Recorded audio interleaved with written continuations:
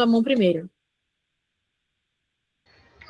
Retomando a fala que eu estava tendo quando o Fred entrou e eu me perdi, é justamente esse ponto. A gente entende que o Rio de Janeiro ele tem uma estrutura de comunidade diferente. Então, quando a polícia vai acessar os morros, quando a polícia vai fazer um confronto policial, existem decisões que, para a gente que estuda esse tipo de ciência política, a gente entende que são perigosas.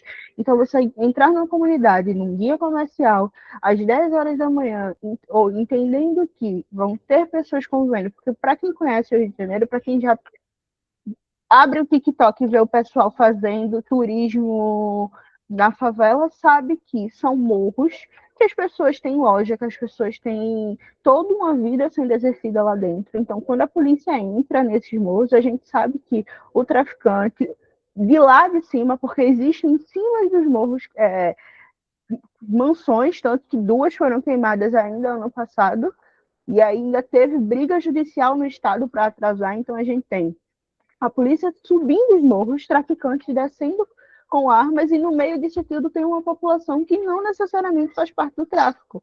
E aí a gente tem o risco de pessoas inocentes, crianças, estão perdendo escola, estão perdendo trabalho, estão perdendo a vida, porque uma decisão institucional de confrontar traficantes que não soluciona, porque a gente tem várias megas operações e a gente continua tendo o PCC crescendo cada vez mais, a gente continua tendo o Comando Vermelho, que é o que comanda o Rio de Janeiro hoje em dia, crescendo cada vez mais, e o problema é já sair das favelas, porque a gente sabe que quando tem um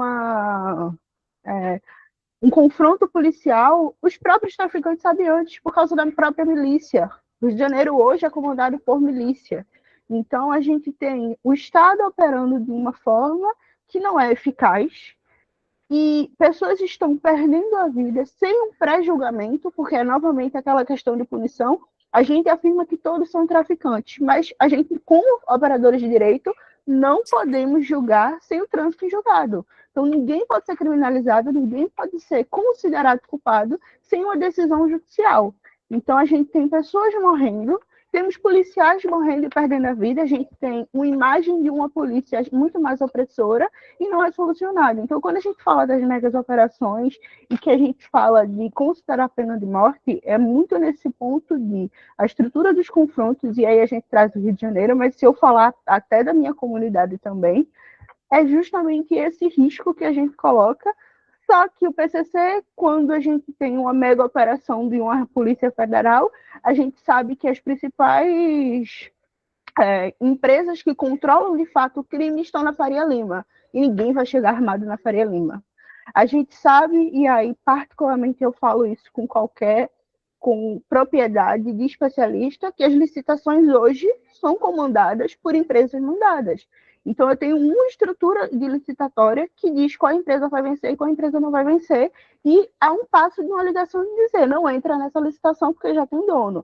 Então, a gente, para além disso, a gente tem juízes, advogados, então o crime forma juiz, advogado, que vai operar para eles, e a gente tem uma população cada vez mais sendo morta por um Estado que, de fato, não está pensando em punir quem deveria ser punido, está pensando em fazer um controle social para que a sociedade ache que o Estado está agindo, mas, na verdade, o deputado que, de fato, faz parte da milícia, o policial que faz parte da milícia, o deputado que faz parte do crime organizado, ele não é controlado. Então, quando a gente fala de necropolítica, é dessa estrutura institucional, é desta política que decide quem morre e quem fica vivo, e que não, de fato, atua no que deveria atuar.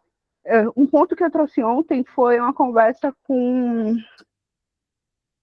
um motoboy no dia que eu fiz a OAB, e aí ele fez assim, mas se a gente for falar de narcotráfico no México, de fato, a gente nunca vai poder comparar o narcotráfico no México com o PCC, mas o PCC hoje já está em 28 países, o Comando Vermelho está se expandindo também, então hoje não é um problema mais brasileiro, hoje é um problema mundial. Então a gente não pode lidar que nas comunidades, o traficante que está na comunidade, e aí para além disso, eu como uma pessoa que ama estudar mentes criminosas, eu estudei vários depoimentos de Grande Beira-Mar, eu vou esquecer o nome dos demais, mas a gente entende que essas pessoas, que são mentes brilhantes, que estão no crime, poderiam estar em outro lugar se a estrutura social delas fosse outra. E olhe que eu não defendo esse tipo de pessoa. Entendo que eles deveriam estar presos, mas eles estão presos e continuam comandando. Essas pessoas dão ordem de dentro do presídio. Então não está sendo controlado.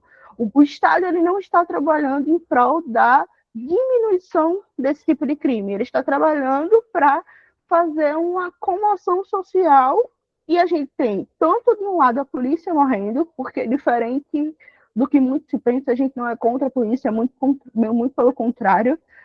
Eu acho que hoje a gente tem uma estrutura policial que está sendo negligenciada financeiramente, a gente tem um maior número de polícia que se suicida, a gente tem policial saindo de casa sem saber se vai voltar, e antes a gente só via isso no Rio de Janeiro, mas hoje a gente vê aqui em Recife. A gente sabe que se um policial, e aí eu falo muito particularmente, porque eu tenho familiares policiais, se eles saírem do carro e descobrirem que eles são policiais, eles vão morrer simplesmente por ser policiais.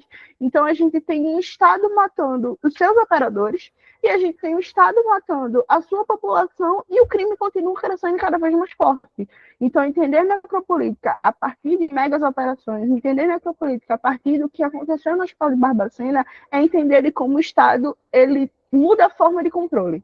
Então, há 30 anos atrás, ele colocava em manicômios. Aí hoje ele não consegue colocar em manicômios porque internacionalmente alguém teve que chegar, para quem não sabe, foi um psiquiatra francês que precisou vir para o Brasil e fazer uma explanação global para que um prefeito olhasse para Barbacena e dissesse: pessoal, a gente está passando dos limites.